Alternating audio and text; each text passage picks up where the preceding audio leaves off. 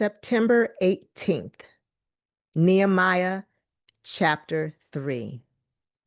Rebuilding the wall of Jerusalem. Then Eliashib, the high priest, and the other priests started to rebuild at the sheep gate. They dedicated it and set up its doors, building the wall as far as the Tower of the Hundred, which they dedicated, and the Tower of Hananel. People from the town of Jericho worked next to them, and beyond them was Secure, son of Imri. The fish gate was built by the sons of Hassenaah. They laid the beams, set up its doors, and installed its bolts and bars. Meremoth, son of Uriah and grandson of Hekaz, repaired the next section of wall. Beside him were Meshullam, son of Berechiah and grandson Meshezabel, and then Zadok, son of Bana. Next were the people from Tekoa, though their leaders refused to work with the construction supervisors. The old city gate was repaired by Joiada, son of Paseah, and Meshullam, son of Bezodiah. They laid the beams, set up its doors, and installed its bolts and bars. Next to them were Melatiah from Gibeon, Jadon from Meronoth, people from Gibeon, and people from Mizpah, the headquarters of the governor of the province west of the Euphrates River. Next was Uzziel, son of Harhaiah, a goldsmith by trade, who also worked on the wall. Beyond him was Hananiah, a manufacturer of perfumes. They left out a section of Jerusalem as they built the broad wall. Rephaiah, son of Hur, the leader of half the district of Jerusalem, was next to them on the wall. Next to Jedaiah, son of Harumaph, repaired the wall across from his own house. And next to him was Hattush, son of Hashabaniah. Then came Malchijah, son of Harim, and Hashub, son of Pahath Moab, who repaired another section of the wall and the tower of the ovens. Shallum, son of Helohesh, and his daughters repaired the next section. He was the leader of the other half in the district of Jerusalem. The valley gate was repaired by the people from Zanoah, led by Hanun. They set up its doors and installed its bolts and bars. They also repaired the 1,500 feet of wall to the dung gate. The dung gate was repaired by Malchijah, son of Rechab, the leader of the Beth Hakarim district. He built it, set up its doors, and installed its bolts and bars. The fountain gate was repaired by Shulam, son of Kohezeh, the leader of the Mizpah district. He built it, roofed it, and set up its doors and installed its bolts and bars. Then he repaired the wall of the pool of Siloam near the king's garden, and he rebuilt the wall as far as the stairs that descend from the city of David. Next to him was Nehemiah, son of Azbuk, the leader of half the district of Bethzer. He rebuilt the wall from a place across from the tombs of David's family as far as the water reservoir and the house of the warriors. Next to him, repairs were made by a group of Levites working under the supervision of Rehum, son of Bani. Then came Hashabiah, the leader of half the district of Keilah, who supervised the building of the wall on behalf of his own district. Next down the line were the countrymen led by Beniu, son of Henadad, the leader of the other half of the tribe of Keilah. Next to them, Ezer, son of Jeshua, the leader of Mizpah, repaired another section of the wall across from the ascent to the armory near the angle in the wall. Next to him was Baruch, son of Zebai, who zealously repaired an additional section from the angle to the door of the house of Eliashib, the high priest. Meremoth, son of Uriah and grandson of Hakaz, rebuilt another section of the wall, extending from the door of Eliashib's house to the end of the house. The next repairs were made by the priests from the surrounding region. After them, Benjamin and Hashub repaired the section across from their house, and Azariah, son of Maaseiah and grandson of Ananiah, repaired the section across from his house. Next was Beniu, son of Henadad, who rebuilt another section of the wall from Azariah's house to the angle and to the corner. Palal, son of Uzai, carried on the work from a point opposite the angle and the tower that projects up from the king's upper house beside the court of the guard. Next to him were Pedadiah, son of Parash, with the temple servants living on the hill of Ophel, who repaired the wall as far as a point across from the water gate to the east and the projecting tower. Then came the people of Tekoa, who repaired another section across from the great projecting tower and over the wall of Ophel. Above the horse gate, the priests repaired the wall. Each one repaired the section immediately across from his own house. Next, Zadok, son of Emer, also rebuilt the wall across from his own house. And beyond him was Shemaiah, son of Shechaniah, the gatekeeper of the east gate. Next, Hananiah, son of Shelemiah, and Hanan, the sixth son of Zalaph, repaired another section, while Meshullam, son of Berechiah, rebuilt the wall across from where he lived. Malchijah, son of the goldsmiths, repaired the wall as far as the housing of the temple servants and merchants, across from the inspection gate. Then he continued as far as the upper room at the corner. The other goldsmiths and merchants repaired the wall from the corner to the sheep gate. Nehemiah chapter 4. Enemies opposed the rebuilding. Sanballat was very angry when he learned that we were rebuilding the wall.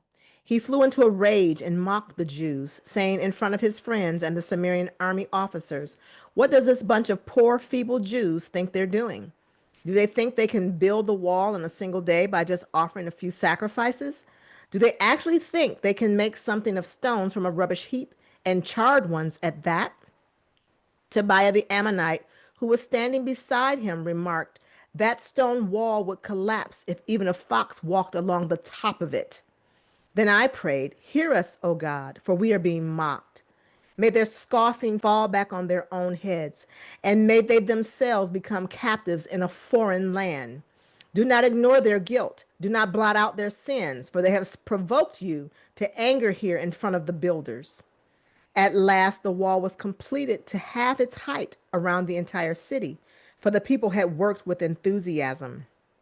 But when Sanballat and Tobiah and the Arabs, Ammonites, and Ashdodites heard that the work was going ahead and that the gaps in the wall of Jerusalem were being repaired, they were furious.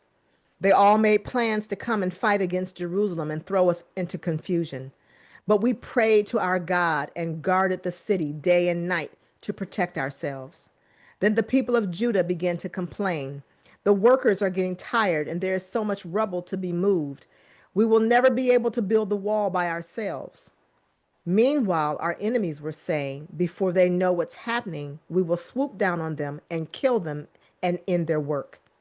The Jews who lived near the enemy came and told us again and again, "They will come from all directions and attack us." So I placed armed guards behind the lowest parts of the wall in the exposed areas. I stationed the people to stand guard by families, armed with swords, spears, and bows.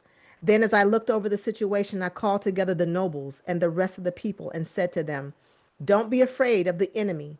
Remember the Lord who is great and glorious, and fight for your brothers, your sons, your daughters, your wives, and your homes." When our enemies heard that we knew of their plans and that God had frustrated them, we all returned to our work on the wall. But from then on, only half my men worked, while the other half stood guard with spears, shields, bows, and coats of mail. The leaders stationed themselves behind the people of Judah, who were building the wall. The laborers carried on their work, and with one hand supporting their load and one hand holding a weapon. All the builders had a sword belted to their side. The trumpeter stayed with me to sound the alarm. Then I explained to the nobles and officials and all the people, "The work is very spread out, and we are widely separated from each other along the wall. When you hear the blast of the trumpet, rush to wherever it is sounding. Then our God will fight for us." We worked early and late, from sunrise to sunset, and half the men were always on guard. I always told everyone living outside the walls to stay in Jerusalem. That way, they and their servants could help with guard duty at night and work during the day. During this time, none of us, not I, nor my relatives, nor my servants, nor my guards who were with me, ever took off our clothes. We carried our weapons with us at all times, even when we went for water. Nehemiah chapter 5. Nehemiah defends the oppressed. About this time, some of the men and their wives raised a cry of protest against their fellow Jews. They were saying, "We have such large families. We need more food to survive." Others said, "We have mortgaged our fields, vineyards, and homes to get food during the famine." And others said, we have had to borrow money on our fields and vineyards to pay our taxes. We belong to the same family as those who are wealthy, and our children are just like theirs. Yet we must sell our children into slavery just to get enough money to live. We've already sold some of our daughters, and we are helpless to do anything about it, for our fields and vineyards are already mortgaged to others. When I heard their complaints, I was very angry. After thinking it over, I spoke out against these nobles and officials. I told them, "You are hurting your own relatives by charging interest when they borrow money." Then I called a public meeting to deal with the problem. At the meeting, I said to them, "We are doing all we can to redeem our Jewish relatives who have had to sell themselves to pagan foreigners, but you are selling them back into slavery again. How often must we redeem them?" And they had nothing to say in their defense. Then I pressed further. "What you are doing is not right. Should you walk in the fear of our God in order to avoid being mocked by enemy nations? I myself, as well as my brothers and my workers, have been lending the people money and grain. But now let us stop this business of charging interest. You must restore their fields, vineyards, olive groves, and homes to them this very day, and repay the interest you charged when you lent them money, grain, new wine, and olive oil."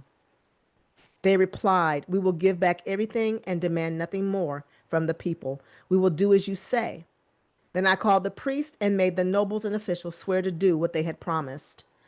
I shook out the folds of my robe and said, "If you fail to keep your promise, may God shake you like this from your homes and from your property." The whole assembly responded, "Amen." And they praised the Lord, and the people did as they had promised. For the entire 12 years that I was governor of Judah, from the 20th year to the 32nd year of the reign of King Artaxerxes, neither I nor my officials drew on our official food allowance. The former governors, in contrast, had laid heavy burdens on the people, demanding a daily ration of food and wine, besides 40 pieces of silver. Even their assistants took advantage of the people. But because I feared God, I did not act that way. I also devoted myself to working on the wall and refused to acquire any land. And I required all my servants to spend time working on the wall. I asked for nothing, even though I regularly fed 150 Jewish officials at my table, besides all the visitors from other lands. The provisions I paid each day included 1 ox, 6 choice sheep or goats, and a large number of poultry. And every 10 days we needed a large supply of all kinds of wine. Yet I refused to claim the governor's food allowance because the people already carried a heavy burden. Remember, oh my God, all that I have done for these people, and bless me for it. Nehemiah chapter 6. Continued opposition to rebuilding.